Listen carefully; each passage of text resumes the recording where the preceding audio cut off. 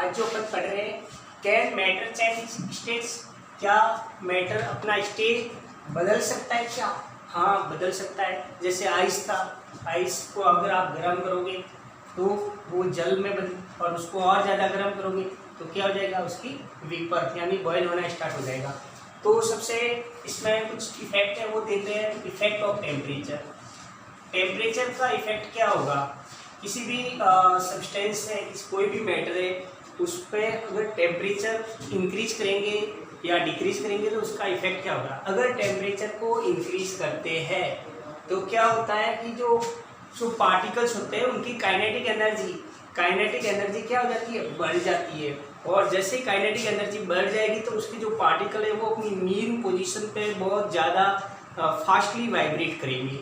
तो क्या लिखा है, on increasing the temperature kinetic energy of particles increase, so they vibrate and move with greater speed. और उसकी वजह से वो अपनी मीन पोजीशन पर ज़्यादा गति से वाइब्रेट करेंगे। Increasing energy overcome the force of attraction, और जो इसकी वजह से क्या हो जाएगा, एनर्जी जो बढ़ रही है उसको ओवरकम करने के लिए क्या लगेगा, overcome the force of attraction. उसकी वजह से फोर्स ऑफ एट्रैक्शन कम between the particles and their order is disturb. इसकी वजह से क्या होगा, मेन पोजीशन पे जो ऑसिलेशन कर रहे थे उनका टेम्परेचर की वजह से उनके जो पार्टिकल के बीच में जो अट्रैक्शन फोर्स था वो भी टूट गया। तो अब क्या हो गया, उनका ऑर्डर ही डिस्टर्ब हो गया। और इसकी वजह से दस ऑन हीटिंग और सॉलिड चेंज इनटू लिक्विड, और इसकी वजह से सॉलिड किसमें चेंज हो गया, लिक्विड में, and liquid change into gases at certain fix temperature, at certain fix temperature. On decreasing temperature, और जैसे आप टेम्परेचर को कम करोगे the change take place in the reverse order, यानी उसका वापस उल्टा भी हो सकता है। जैसे कोई सॉलिड है, अगर वो लिक्विड में कन्वर्ट हो रहा है तो उस प्रोसेस को क्या कहेंगे, फ्यूजन। सॉलिड किसमें, लिक्विड में कन्वर्ट हो रहा है, फ्यूजन। और लिक्विड अगर गैस में हो रहा है तो उसको कहते हैं वेपराइजेशन। अब गैस है, गैस अगर वापस कंडेंस हो रही है यानी गैस से वापस लिक्विड में कन्वर्ट हो रहा है तो उसको कहते हैं कंडेंसेशन। और लिक्विड वापस सॉलिड में हो रहा है तो उसको कहेंगे फ्रीजिंग या सॉलिडिफिकेशन। ठीक है। अब देखो उसमें एक नया पॉइंट है, मेल्टिंग पॉइंट, यानी आपने नाम सुना ही है, मेल्टिंग पॉइंट और बॉइलिंग पॉइंट, ये दोनों वर्ड बहुत ज़्यादा यूज में आते हैं। मेल्टिंग पॉइंट क्या होता है, अ temperature at which a solid melts, यानी एक ऐसा टेम्परेचर जहाँ पे सॉलिड्स मेल्ट हो, that is change in into its liquid state, यानी जब वो किस में चेंज हो जाए, उसकी स्टेट ही चेंज हो जाए, change into liquid state. Solid है वो किस में, लिक्विड में कन्वर्ट हो गया।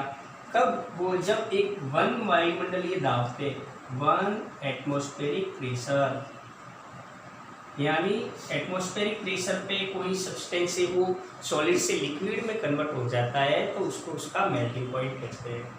The process of melting is also known as fusion, और मेल्टिंग को क्या कहेंगे, फ्यूजन। जैसे ice melt at 0 degree centigrade कहो या 273 केल्विन, ये दोनों एक ही है। या तो आप 0 डिग्री सेंटीग्रेड कहो या फिर 273 केल्विन कहो।